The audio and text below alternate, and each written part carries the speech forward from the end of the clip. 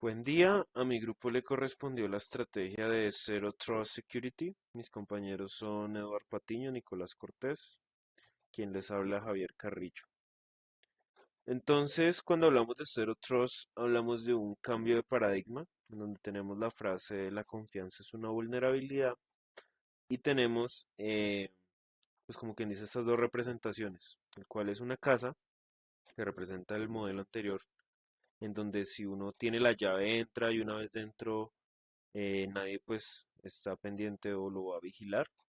Y tenemos a un aeropuerto, el cual va a representar al Zero Trust, en donde la verificación es supremamente importante en cada punto de control, porque pues en un aeropuerto tenemos varios filtros, inclusive hasta cuando vamos a abordar el avión. Entonces, el objetivo es eliminar el concepto de confianza implícita. En este esquema, ningún activo, usuario o recurso es confiable por defecto, independientemente de su ubicación física en la red. Entonces, analicemos la falla estructural del modelo anterior, conocida técnicamente como Hard Shell Soft Center, que hace referencia a duro por fuera, hablando por dentro, y que viene a representar el riesgo de movimiento lateral, donde el defecto crítico de la seguridad perimetral es que habilita el movimiento lateral irrestricto. Bajo este esquema, si un atacante compromete una sola credencial válida y cruza el firewall, obtiene visibilidad completa de la red interna. La arquitectura no está diseñada para contener la amenaza, sino solo para prevenir la entrada. Esto también implica falla de diseño.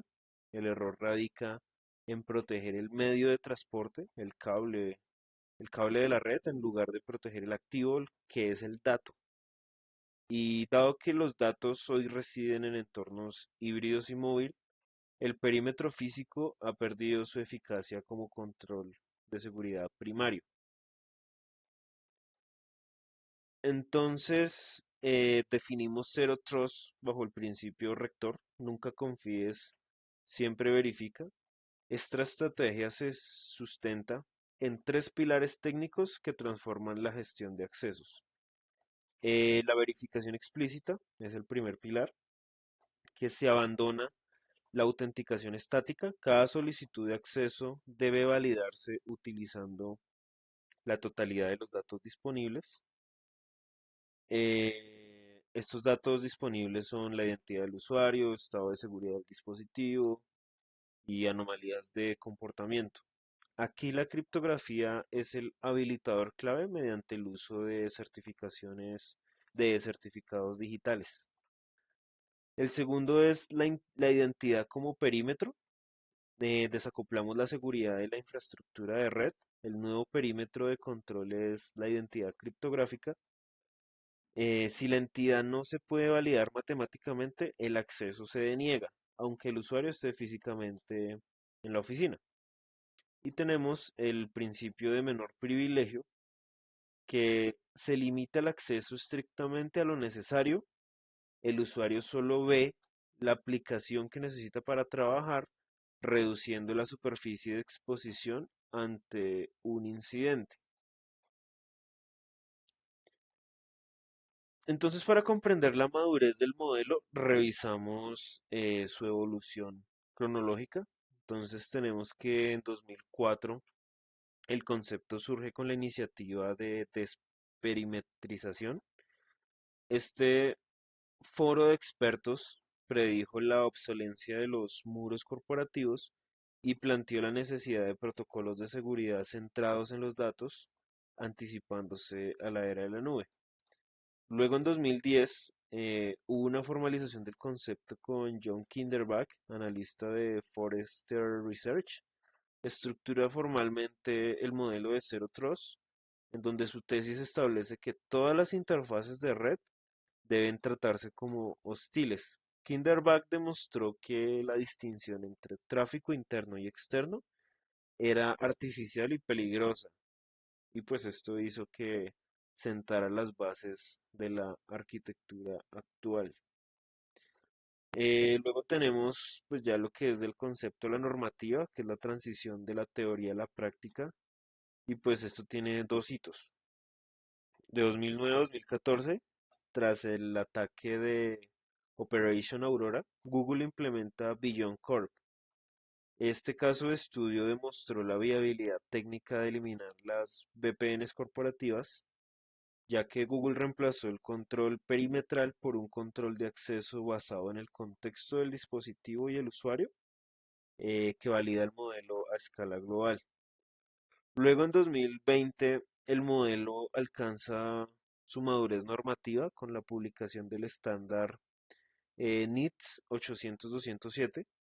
Este documento es crucial porque deja de ser una recomendación de mercado para convertirse en la arquitectura de referencia federal y estándar de la industria que define los componentes lógicos que analizaremos más adelante. Luego tenemos la síntesis, que es que la seguridad viaja con el dato. Entonces, para concluir esta primera parte, la adopción de Zero Trust implica tres cambios operativos fundamentales. La primera es una asunción de brecha, que es que operamos bajo la premisa de que el entorno ya está comprometido. Tenemos la validación continua, que la autenticación no es un evento único al inicio de sesión, sino un proceso cíclico y dinámico. Y por último tenemos la protección de datos, que la seguridad se adhiere al dato y a la entidad, no al segmento de red. Ahora pasamos a explicar los principios que guían Zero Trust y los componentes técnicos que permiten usarlo en la práctica. Me enfocaré en qué cambia respecto a modelos tradicionales, qué herramientas son clave y cómo encajan entre sí. Comencemos a entender por qué es necesario este enfoque. El modelo tradicional asume que lo que está dentro del perímetro es confiable. Hoy eso ya no funciona, ya que el perímetro se ha difuminado por factores como la nube, la movilidad o de pronto también el trabajo remoto. Y los atacantes aprovechan esa confianza para moverse lateralmente. Por esto es que Zero Trust propone decisiones de acceso continuas basadas en identidad y contexto. No es la ubicación de la máquina la que importa. En otras palabras, cambiar el perímetro por controles que sigan al usuario, al dispositivo y a los datos en todo el momento. Por eso es que el lema de Zero Trust es nunca confiar, siempre verificar. Bueno, resumimos los principios en cuatro ideas clave. La primera es verificar explícitamente. Aquí cada petición de acceso se autentica y autoriza usando identidad y señales de riesgo, no la simple pertenencia a la red. El segundo es asumir ruptura y evaluación continua. Aquí partimos de la hipótesis de que la brecha puede ocurrir. Por eso hay que monitorizar y reevaluar permisos durante la sesión. Tercero, menor privilegio. Los usuarios y servicios reciben solo lo necesario, idealmente un acceso just in time. Y por último, microsegmentación y protección de datos, que consiste en dividir recursos en segmentos pequeños y colocar controles sobre los datos críticos, como clasificación, cifrado y DLP. Estos principios son complementarios. La verificación continua necesita telemetría y la microsegmentación refuerza el menor privilegio, entre otras. La identidad es la prueba, la piedra angular de Zero Trust. La identidad actúa como el nuevo perímetro, por eso la gestión de identidad y acceso, abreviada como la IAM, es la base sobre la que se construyen las decisiones. Algunos elementos prácticos son el SSO para centralizar datos y accesos, el MFA para robustecer la autenticación y la autenticación adaptativa que ajusta el nivel de verificación según el riesgo. Por ejemplo, exigir un factor extra de autenticación si un usuario se está intentando, por ejemplo, conectar desde una IP inusual o un dispositivo que nunca había usado. También se usan políticas condicionales basadas en atributos A, B, A, C para aplicar reglas finas. ¿Quién? ¿Desde qué dispositivo? ¿A qué hora? ¿Qué aplicación? Por ejemplo, unas de ellas. Y bueno, si sin una IAM madura, el resto de controles no funcionan correctamente. En el plano de red, Zero Trust desplaza el acceso por perímetro a un acceso por aplicación ZTNA, por sus siglas Zero Trust Network Access, que permiten conectar a una aplicación específica en lugar de dar un túnel completo como una VPN tradicional. Esto reduce mucho la exposición. La microsegmentación divide la red y las aplicaciones en zonas con políticas propias, limitando el movimiento lateral del atacante. En entornos de microservicios se usan Service Mesh y MTLS para asegurar la comunicación entre servicios. En cuanto a datos, se aplican CASB y DLP para visibilidad y control sobre las SaaS y nube, y el cifrado en tránsito y reposo para proteger la confidencialidad. Todo esto se combina con posture checking en endpoints para permitir el acceso. Bueno, en esta diapositiva podemos observar lo que es el flujo típico. En primer lugar, el usuario solicita acceso, luego el IAM valida su identidad y aplica SSO y MFA. El posture check verifica el estado del endpoint. La política condicional evalúa contexto y riesgo, es decir, atributos de usuario, dispositivo, ubicación, etc. Y en quinto lugar, el ZTNA o proxy otorga acceso únicamente a la aplicación autorizada. Mientras todo esto ocurre, la telemetría alimenta la monitorización y permite reevaluar la ascensión en tiempo real.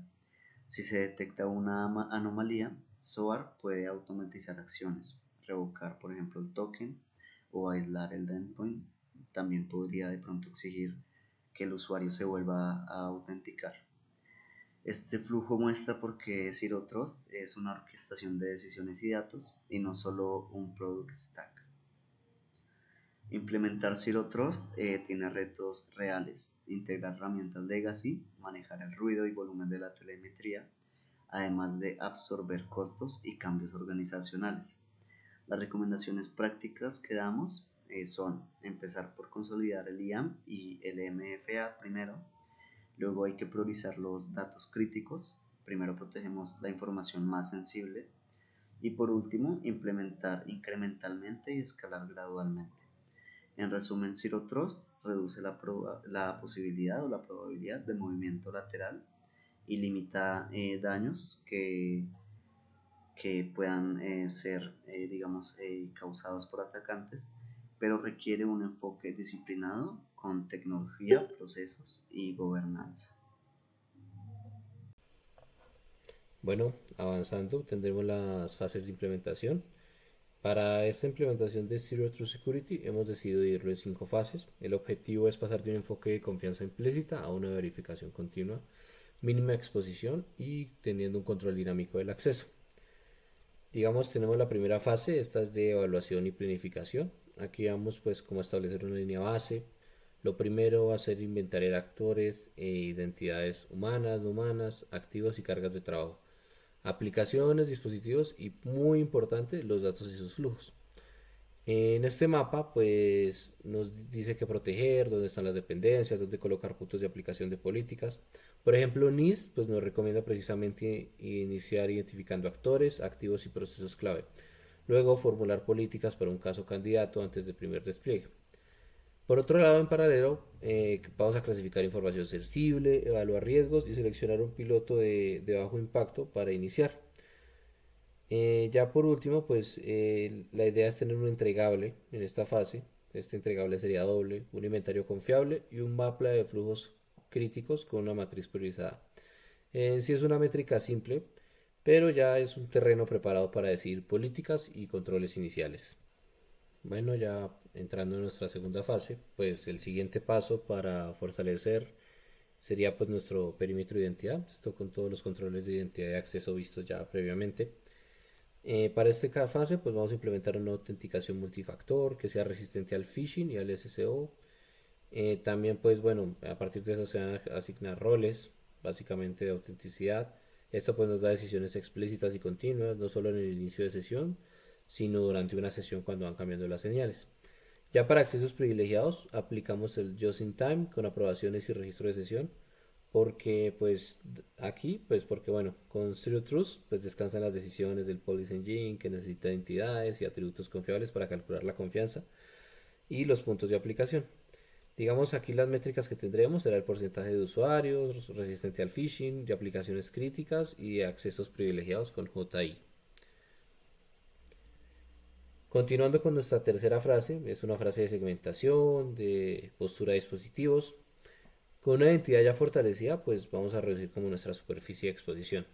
Vamos a migrar de VPN de red a ZTNA para exponer aplicaciones específicas.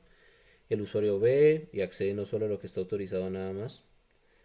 Ya digamos en nuestro data center y en la nube, pues tendremos una microsegmentación, límites claros entre zonas, controles este-oeste, microservicios. Reforzamos con MTLS y políticas de servicio.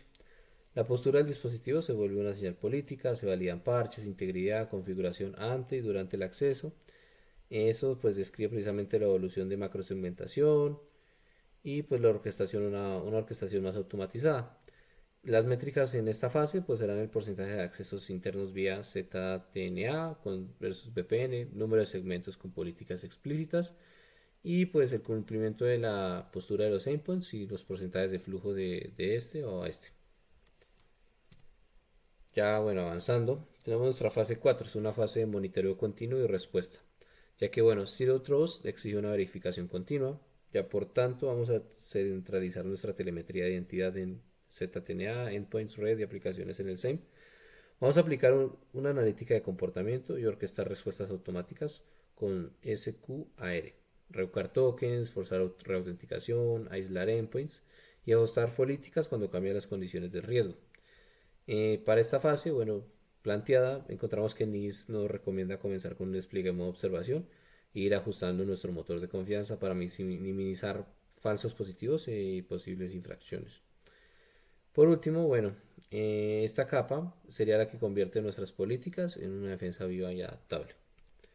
Ya finalizando con nuestra quinta y última capa, es una de mejora continua y optimización en este caso. Ya con nuestro piloto establecido, el que se mencionó en la fase pasada, vamos a escalar más procesos y dominios. Automatizamos configuraciones de políticas con infraestructura como código y políticas como código.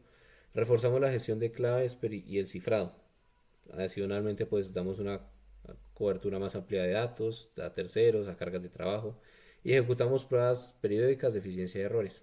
CISA nos sugiere avanzar por pilares, identidad, dispositivos, redes y aplicaciones y datos. Con más automatización y más políticas dinámicas en cada iteración. NIST a su vez propone ciclos sucesivos, elegir un nuevo flujo, formular políticas, descargar y observar y ajustar. En cuanto a las métricas, pues tendremos como un nivel de madurez por los pilares ya mencionados, un porcentaje de políticas de actualización dinámica basada en señales y pues una cobertura de cifrado en tránsito y reposo y cumplimiento de la clasificación.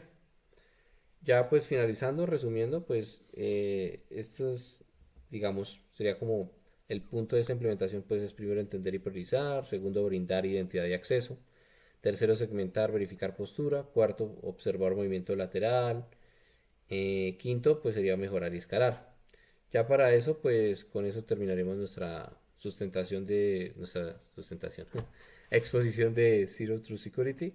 Muchas gracias por vernos. Hasta luego.